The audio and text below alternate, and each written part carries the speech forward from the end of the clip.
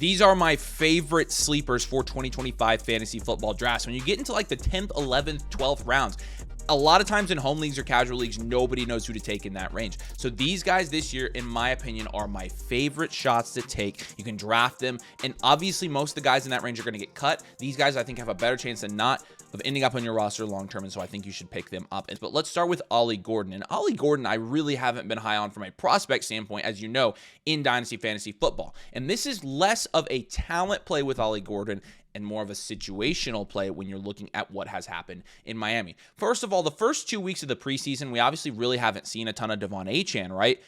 Ollie Gordon has actually been the best running back on the field in those preseason games for the Miami Dolphins. When you're looking at his last preseason game, he had 10 carries for 50 yards, okay? And so I get that it's the preseason. I get that he's playing against third stringers. I get all of that.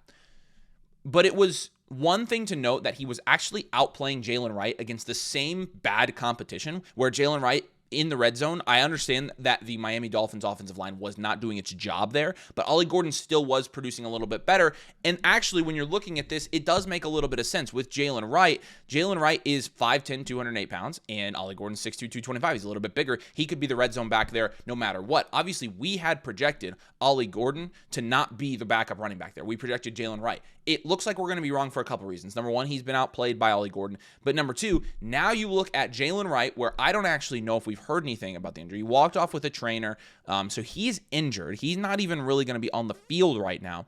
And Maye I also has a soft tissue injury. Evidently, it's a calf injury. And I don't know if you've kept track of calves recently in Major League Sports, but as you can see by the Pacers final ticket behind me, I know about calf injuries. Trust me. And so I don't think the Dolphins are messing around with Maye I's calf injury, and I absolutely don't blame them. And so right now what you're seeing is Ollie Gordon's rostership percentage on Sleeper continually rise up because people realize the gravity of the situation in Miami. They might not have a running back. And Ollie Gordon would be the next man up. I mean, obviously they let Raheem Mostert go. They still have Alec Ingold, but he's not going to be, he's more of a fullback, if anything. And so I think Ollie Gordon is potentially in line to just be the guy that gets carries by default in Miami. And so because of that, I think taking a shot on him, I drafted him, I think, in the 14th or 15th round of the Flock League, and I've seen him even go in the 12th, 11th round already. He's already moving up fantasy football draft boards just because of the murky situation in Miami. And because of that, I also think he's a very good pick for this year. And I think that you should be taking a shot on him and just keeping him until week one, just to see, look, if you need to drop him before week one, do it.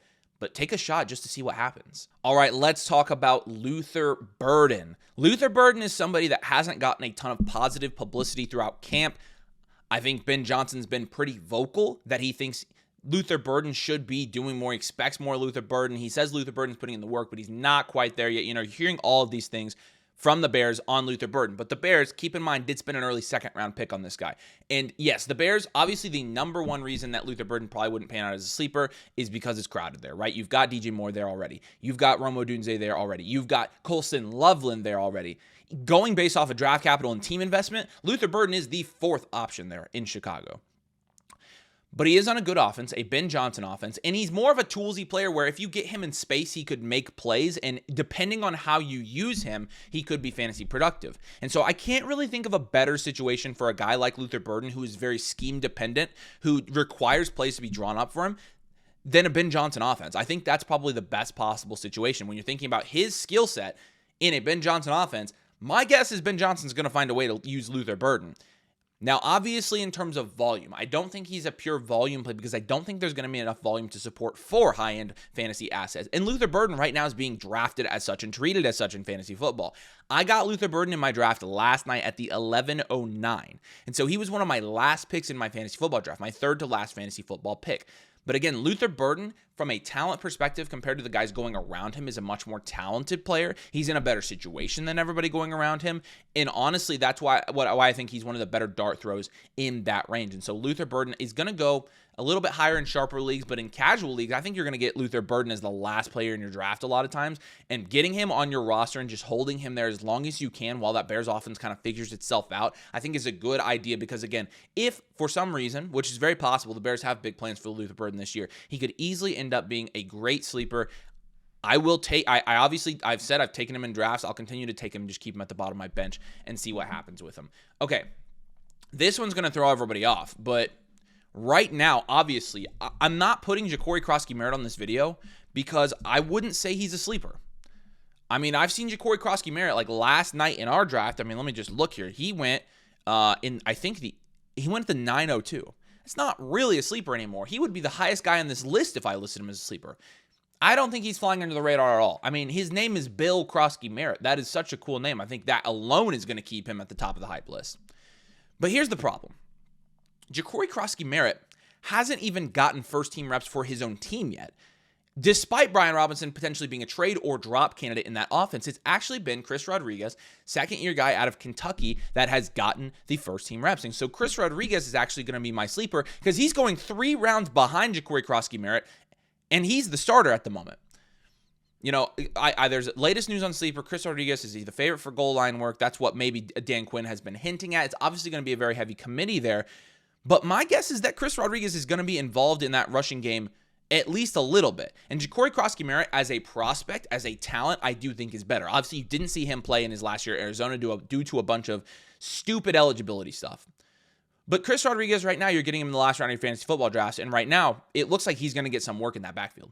So I will take shots on this guy. First of all, it is a wide open backfield there. It's the reason that Bill Krosky-Merritt has had the ability to ascend fantasy football ranks as a whole. But second, Chris Rodriguez, much cheaper. He's going to be on waivers in a lot of your leagues. And if you have a deep bench, you can stash him and see if he does actually get any work there. Obviously, Austin Eckler is still there. I'm not sure they were resting Austin Eckler when they didn't play him in the preseason game. So because of that, I'm not sure Austin Eckler is actually going to have a role.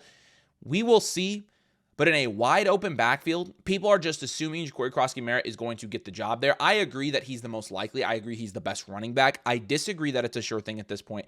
And I think picking this guy up in the last round of your fantasy football drafts actually could end up being a good move. Okay, let's talk Torrey Horton. Torrey Horton is obviously a rookie out of Colorado State. Was a guy that we had on our sleepers list for our Dynasty videos because we do like the situation for him, and also does have a decent profile here. But obviously came out of a school in Colorado State. You're not playing in a power conference, not playing in the SEC, not playing in the Big Ten.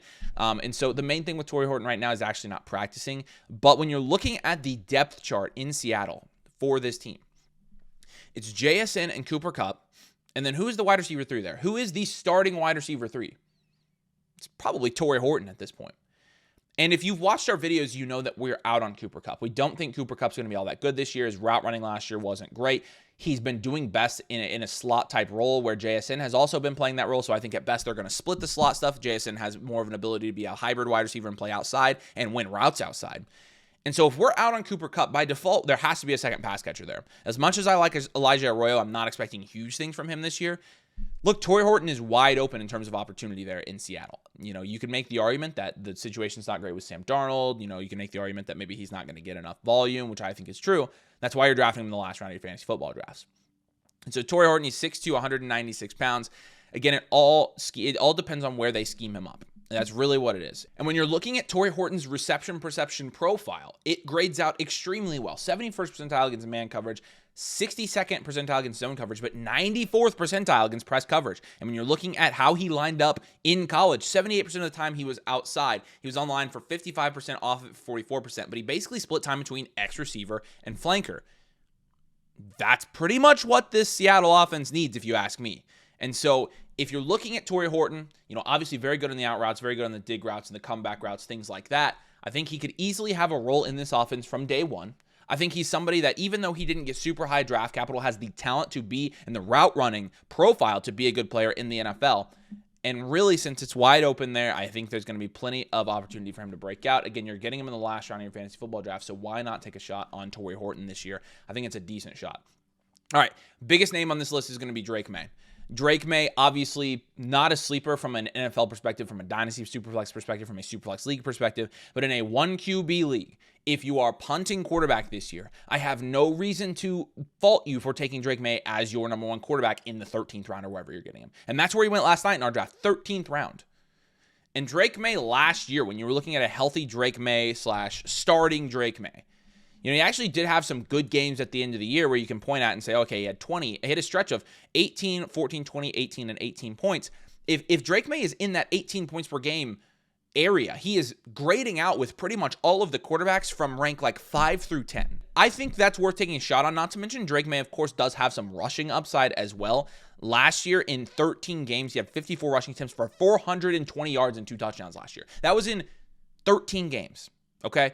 I mean, he had a lot of games where he was up at 50, 60 yards. He had a game of 95 rushing yards against Tennessee. So the rushing upside alone, I think, gives Drake Maye a higher ceiling than any other quarterback going later in these rounds if you're punting quarterback, which, again, we recommend you do punt quarterback.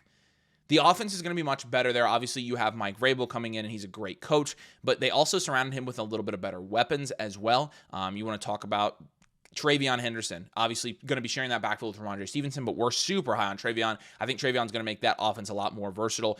They brought in Stephon Diggs. I think that's going to help Drake Maye from day one. I really do. And then some of the receivers there, it's obviously a crap show behind just Stephon Diggs, but it looks like Demario Douglas is going to play a role there, potentially Kayshon Boutte, potentially even Efton Chisholm. I mean, my point is, I think the situation for Drake Maye is much better this year, and the rushing upside could potentially unlock Drake Maye's top 6 upside as a quarterback in fantasy football, which I do think he has. Whether or not that happens this year, I don't know. But I think Drake Maye, if you are punting quarterback in your fantasy football leagues, I think he's somebody to target, and I think he could end up being a potential league winner because of where he's being drafted relative to what he could do in fantasy football this year. And we have all of this outlined for you over on the site. Right now, we're running a deal where for $30, which ends up being like $5 a month, you get the entire Flock site for the entire season. Our season pass, again, comes with everything. It comes with our algorithm, more draft guide. It comes with full rankings, the mock draft tool. It comes with all of the draft guides from the other creators on the site. And again, it's only $30 right now. I promise it's the best deal in fantasy football. Go check it out. I've got the link pinned in the comment. I mean, you're missing out if you're subscribing anywhere else. If you're using any of the tools and you're not, I'm telling you, it is the best deal we have ever offered. It's honestly probably too cheap. Okay, let's talk about Braylon Allen. Braylon Allen obviously has been somebody who's been rising up fantasy football boards in the preseason, largely because he's been very good in the preseason. Now, I wouldn't necessarily go crazy with this one because I think that Breece Hall is the starting guy there. I think Breece Hall has a ton more receiving upside than Braylon Allen could have by far. And I think that when it's all said and done, we're going to be like, yeah, Braylon Allen wasn't somebody we really wanted to start this year. When you're looking at Breece last year, Breece averaged 4.19 yards per carry. It's not great, but that offensive line is atrocious. 5 touchdowns. Also had, 8.4 yards per catch. He had 76 targets. Comparing that to Braylon Allen, because Braylon Allen had half the attempts that Breece Hall did, and typically what you see with these backup running backs is with less attempts, you are more efficient. Okay, there are countless of examples of the last 5 years of backup running backs actually being more efficient than workhorses, right? That makes perfect sense when you think about it. Braylon Allen as a backup with half the attempts that Breece Hall had behind the same offensive line, 3.63 yards per carry, okay? And so you're talking about half a yard less per carry than Breece Hall. And so even Breece Hall last year when he was bad, because Breece Hall's first 2 years, 5.7 yards per carry and 4.46 yards per carry in 2022 and 2023. Even Breece Hall in his worst year was half a yard better than Braylon Allen last year in his rookie year. Now, Braylon Allen also he was inefficient in the receiving game as well. He's also not going to get a ton of targets. And so that's why I don't think, I guess I'm making a case against him being a sleeper. I guess the reason he would be a sleeper is number one, if Breece Hall was moved, which I think is possible that Breece Hall is moved. If he wants to get paid somewhere else, then they could potentially move him. Then Braylon Allen would be somebody that you would want on your roster because he is going to be the starter there. He's plenty capable. And again, the other reason to roster Braylon Allen as a potential sleeper is if you believe that Braylon Allen is going to take a significant step from what he did last year to this year, and he's actually going to get better. He's shown signs in the preseason that he has gotten better. He's shown signs that he can be efficient as well. And so it's really just a matter of, do you think he's going to take that step or not? Personally, I'm a little bit up in the air, but we will see about that. All right, the next one's going to be pretty interesting here because we did just get some news that Devon Bailey was actually traded away to the Saints. So Devon Bailey was starting for the Broncos. So who steps into that role now that Devon Bailey is gone? They don't really have a true wide receiver 3 there. They've got Sutton. They really don't have a true wide receiver 2. How about Pat Bryant out of Illinois? Pat Bryant is a guy that was drafted in the 3rd round of the NFL draft, the 74th pick by Sean Payton. Sean Payton is one of the most intentional drafters in the NFL. He doesn't just take shots on guys because he's like, I like this guy's skill set. Let's see what he's got. He drafts. This is the case we made for RJ Harvey and applies here as well. He drafts guys to use them. Pat Bryant, I don't think, is an exception here. When you're looking at Pat Bryant, what he was able to do last year, obviously played at Illinois and had a decent profile. But in the preseason so far, 6 receptions, 91 yards, 15.2 yards per catch so far for the Broncos this year. When you're looking at college at Illinois last year in 2024, 984 yards on 54 receptions. That's 18.2 yards per reception, and had 10 touchdowns in that Illini offense last year. And so the guy clearly has a production profile of somebody who could be a big play guy for this offense, a big slot guy. I think Pat Bryant could end up being the guy there. And I think the Broncos' willingness to move off of Devon Vele, who you will remember last year actually had a good rookie season, 41 catches for 475 receiving yards and 3 touchdowns. And he only played in 13 games. Devon Vele was good, and they were still like, hey, we don't actually need him. I don't know why they would be thinking that unless they were very confident in Pat Bryant. And again, the other part of this is it's a very good offense to buy into. The Broncos offense is such a solid offense that if you can get pieces of it, potential meaningful pieces of this offense, I think it's a good idea. And so with Pat Bryant right now, again, he's going almost undrafted in all of your fantasy football leagues. And that alone, I think, is a reason you could just take a sleeper shot on him because he could end up having a role in that Sean Payton offense from day one. Let's talk about Trey Benson, Cardinals running back, obviously backing up James Conner. The one thing about Trey Benson that's been interesting this preseason, obviously he didn't play in week 2, but that's because they held out Conner and Benson. And you've seen sometimes throughout the preseason that Trey Benson and James Conner actually have been treated as like a 1A, 1B. I don't think the Cardinals were drafting him for no reason. I don't, and you may say, well, duh. But a lot of people are acting like, Trey Benson's not going to be relevant again this year. Last year he had 63 attempts. The one thing that does scare people off, and I kind of get it, is Emari Demercado, who has actually in the preseason had some pretty good games, to be honest with you. But last year, Demercado in 13 games only had 24 attempts. He had 20 targets. He was more of a backup receiving guy than Trey Benson, who only had 6 targets last year. And so that's really where the worry comes in for Trey Benson. It's just a matter of, Trey Benson obviously is one James Conner injury away, which James Conner is probably going to get injured at some point in the year because James Conner does typically have at least 1 or 2 nagging injury things throughout the year. And so at that point, Trey Benson would be the starter. If Trey Benson could somehow pick up more receiving work, it wasn't necessarily his best skill set coming out of college. If he could somehow pick up more receiving work, he could end up being somebody that gets involved pretty heavily, even with James Conner on the field. And so for that reason, I think Trey Benson, when you're drafting him super late, I think he's late enough to where you can actually draft him as a handcuff for James Conner and feel okay about that. But regardless, I'll take a shot on Trey Benson late because he's one of the best running back talents in that range, has one of the best profiles of any running back in that range in terms of the guys who aren't getting opportunity. And I do think there is an avenue for him to get opportunity both with James Conner on the field and especially without James Conner on the field. And so Trey Benson this year, I will take a shot on him and we'll see what he does. Darnell Mooney has been going in the 10th round of these drafts. Darnell Mooney is a Nathan favorite, and I absolutely see why. Because really, when you're looking at this offense, Darnell Mooney and how he was used last year, he's the wide receiver 31 in 16 games. He had 106 targets. I don't think there's anything that suggests that he's not going to get 100 targets again this year if he's healthy. Now, the reason that his price has been kind of pushed down to where the point he's a sleeper now is he's week to week with a shoulder injury. And honestly, it's not great. It doesn't look super fantastic for Darnell Mooney. But in the event that Darnell Mooney does come back healthy, I think he is going to be somebody who scores a significant amount of points for your fantasy football team. And so I'll draft Darnell Mooney at a discount, even though he is hurt. I don't love drafting injured players myself, but he's going cheap enough now. And compared to the guys in that range, he's really the only guy that's a veteran that has a production profile in that range.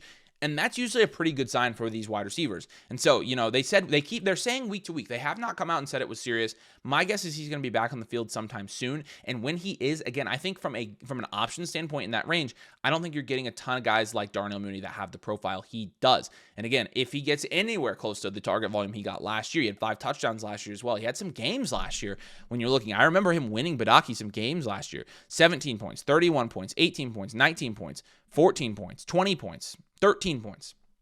The dude is every other week flexible type stuff. And so as a flex option, you're drafting him right now where you're drafting him, he would end up on your bench on your fantasy team. He's a great bench option in my opinion. All right, last guy here. Another rookie running back, DJ Giddens from the Indianapolis Colts. And the reason I like Giddens is because I think, number one, the Colts beat writers are seeing what Nathan and I saw out of DJ Giddens when we were watching film on him for our Dynasty channel. We freaking love DJ Giddens. DJ Giddens has been my guy since the day I watched his tape. I love the dude. I think he's got extreme horizontal lateral quickness. I think he's super shifty. I think he's got great vision as well. And, really, you've been looking at this 35 minutes ago from RotoWire. Oh, DJ Giddens ahead of Goodson for a backup role? Yes, and that's according to the Colts' Stephen Holder. It literally just happened, so it's great timing. They released that report when I started recording this video. This should surprise nobody because DJ Giddens has looked great in Colts camp. he could potentially beat. You'll remember there have been times where Jonathan Taylor has had a running back to tandem where the other guy has been productive. See Nyheim Hines from a couple years ago on the Colts. So with Giddens, I do think he has a receiving skill set that would allow for some upside there as well. But the other thing is if JT gets hurt as well, DJ Giddens is one JT injury away from being the starter there and potentially breaking out. And in my opinion, I think he's one of the best running back twos, young rookie running back twos in the NFL. And so, Khalil Herbert is also on that team, I think, now, but he hasn't really done anything either. I think DJ Giddens is the best running back on that team. It's the second running back. And who knows what that offense is going to look like? It's probably going to be terrible. Trust me, as a Colts fan, I know. But Giddens is a guy right now who's going to be on waivers. Like, he's not going to be drafted in a lot of your leagues, but he is, in my opinion, a sleeper for this year because, again, I think he's a great talent. I think he's got a great skill set. I think the situation's actually good for him. And he's one injury away from being a guy there in Indianapolis. And so, again, a lot of these guys, I really went deep for a lot of these sleepers, and I know most of these guys aren't going to hit. That's really just the art of picking sleepers. They're sleepers for a reason. If I could come out here and give you 10 first-round guys as sleepers, but it wouldn't really matter. And so I understand that a lot of these guys are unlikely to do anything this year, but even hitting on 1, 2, or 3 of these guys will be a huge win because hitting on a sleeper this late in your fantasy football drafts could end up winning you a league. We're here to help you win leagues. I would appreciate it if you drop a like. Make sure you subscribe to the channel as well. Kind of record this video solo, so appreciate the support. The season pass, again, is available at the link in the pinned comment. Is the best deal we have in fantasy football right now, and you get absolutely everything you need to dominate your fantasy football leagues.